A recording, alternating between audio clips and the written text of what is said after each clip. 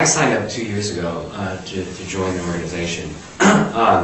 What I really found inspiring about it is that even during the recession, Mike and Brian insisted on increasing programming because they realized this is important for the community now, and we'll figure it out later. And later has happened. But the important thing is that, you know, over the course of the recession, while people were cutting and slashing, and, you know, even now people are just cutting stuff and throwing stuff overboard, we're not going to turn away the programs. We're not going to turn away kids from youth orchestra. We're not going to turn away people from the chorus.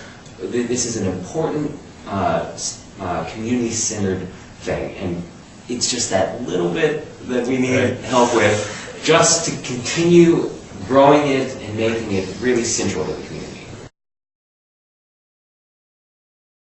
Piggyback on that, I mean, one thing that Cobb Symphony has done over the past 10 years is we've made the investment in the artistic product. We continue to grow and grow and grow artistically, which is phenomenal. I mean, that's putting the product out there, that's putting the test of time out there, the fact that, yes, this is a great thing.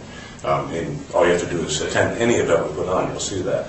The fact that we don't turn away any youth orchestra student for financial reasons. I mean, if they're willing to make that commitment, if they're willing to show up to every rehearsal and attend the concert, guess what? We're investing in them. That's hands down. We're not going to turn that passion away. And as a business leader in the community, do I want to see the kids coming up through school, the young men and women coming up through high school? Yeah, you can participate in the Georgia Youth Symphony Orchestra, and if your family just can't afford it, that's okay. But here's the deal: you show up, you perform, you put your best out on the table, and you do it. And that kind of a culture, again, quality of life and contribution to the community, it's way beyond the music. That kind of it instills accountability. Accountability, from a very young age. That's the perfect word. And it's important to also note, I think, that you know, it's easy for us to say this, but there's actually the League of American Orchestras, which is sort of the governing body for orchestras like us in the country. Puts out a study every year where they look at how you're operating based on the budget that you have. And ours is quite comical in that because we can't do it. Well, we look like an organization that is running on $3 to $5 million per year, and we're not. So our artistic product is equal to that of an organization or beyond.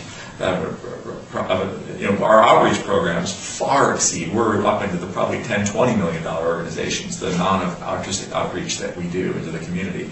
And so we're doing it on, one of our politicians, Commissioner Tim Lee, is always fond of saying that in Cobb County we do more for less. Yeah. And we've sort of embraced that philosophy with the Cobb Symphony, and that, and we're just asking now for a little more to be able to do a lot more with what we do.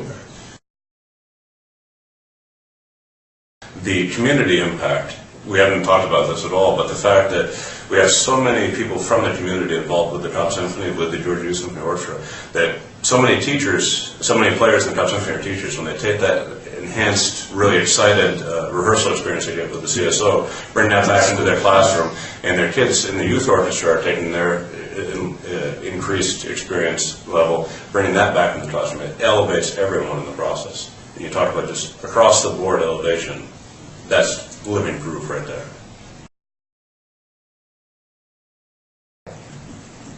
Part of my head wants to say, look, you're the three musicians, and a community symphony that does the breadth of the things we're doing, it takes money. It doesn't happen for free. I mean, let's call it spade a spade. There's a business aspect to what it is that we're doing here. And yes, we earn 87% of our budget, but that other 13% is tough. It's tough. And frankly, corporate donations, there aren't any corporate donations with the economic situation that we have. And the personal donations, frankly, they aren't what they were. So if we're gonna continue to do, frankly, you know, it's coming from me. We're doing some great things for the community. I mean, we really are. And it's stretching out beyond the musicians. It's stretching out to athletes with our noteworthy 5K run. It's stretching out to folks in retirement homes. It's stretching out to every school in the county and beyond. And we just flat need more personal donations. I mean, it's just that simple. We're doing some great things. We just need some help.